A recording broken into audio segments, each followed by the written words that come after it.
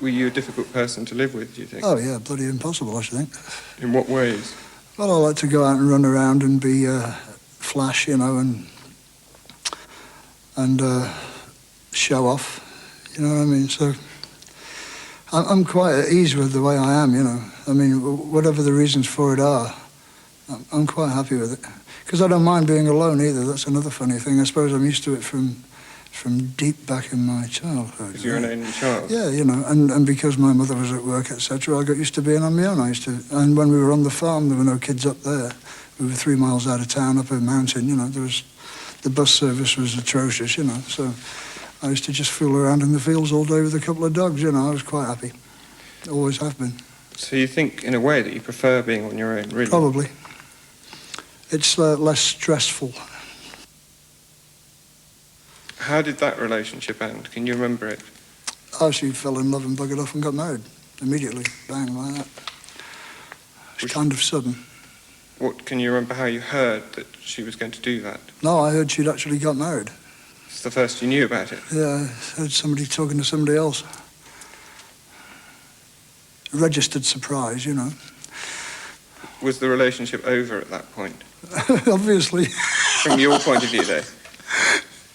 No, I tried to get her back for quite a while, but she wouldn't come, so I gave up. As you might as well do. What sort of things did you do to try and get her back? Oh, you know, called her up. Jumped all over her when she was within 20 yards of me and said, "Oh, Christ, why don't you come back?" You know, things like that. But it never works, really.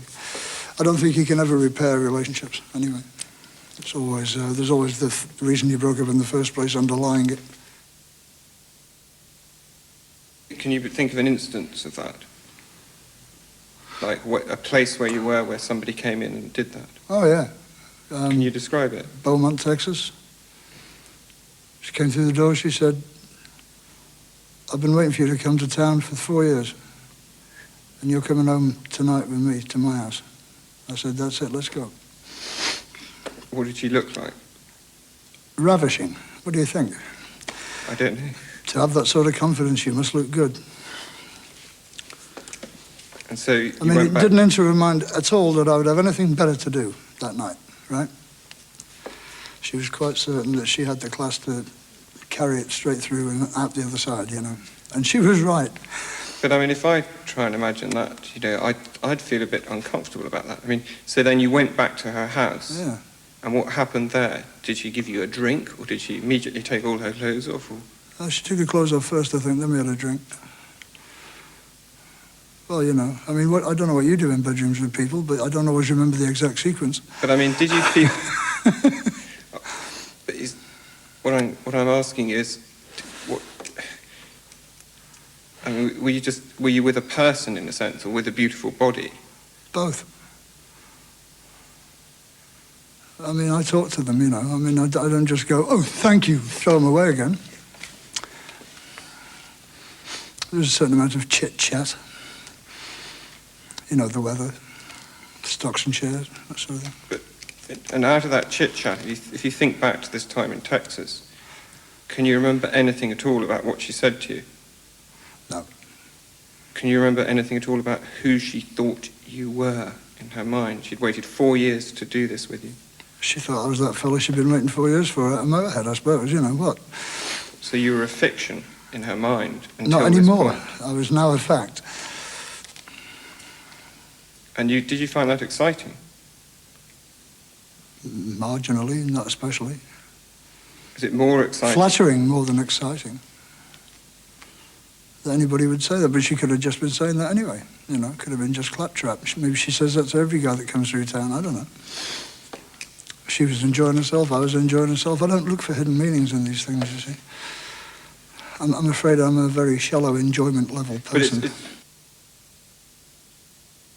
There's always somebody there. I didn't feel deprived at all. Somebody there, but not somebody who was really giving you what you needed. What do you think I needed? What do you think a small child needs? I really don't know. I've never had any of my own. You haven't any children? Yeah, I've two, but I never saw the first one. And the second one I didn't see till he was 6. So the very small stage I've never been through. I've never changed nappies, you know. How is that you never saw them? Thank God, yeah. How is it that you never saw them if you had children? You got... Well, the first one was adopted at birth because his mother was 15. Most embarrassing all round. And the second one was his mother became pregnant and sort of went away. And then came back and introduced him to me when he was 6. Did you feel a desire to try and sort of find the mother and to go and sort of try and be like a father? No. To be quite honest, no. I was doing all kinds of busy stuff with bands and things. I was all over the country, you know. I mean, she wasn't telling me where she was. Where am I going to go? Go and walk the streets of Liverpool looking for her? No. I didn't have a home address, etc., you know. Why did she disappear? Why didn't she come and... Now, you'll have to ask her that one, won't you? You can't ask me that one. Do you think the fact that your father shoved off when you were 3 months old, do you think, I mean, after, you know, in other words, exactly the same has happened to your son as was done to you? He's turned out very much like me, as it happens, yeah. He has hair down to his ass and he plays guitar, you know. Would you say that you love anybody deep down? Yeah. Who? That is not an answer for you. That's for me. It's got to be your mother. That's not for you to know.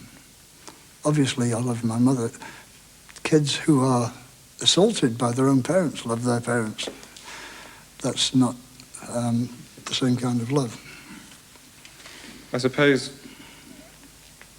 the thought might be that you love your mother so much that it's very difficult for you to get involved with anyone else. I was never close to her that way. I never lived with her after I was 16, 17.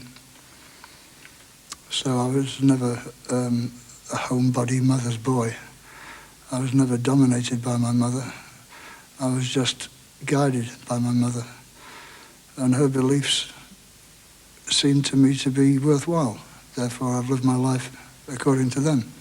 That is just guidance, which is good guidance. I don't believe that makes you dependent or a mother's boy. I always had the intelligence to work out what was the right thing anyway.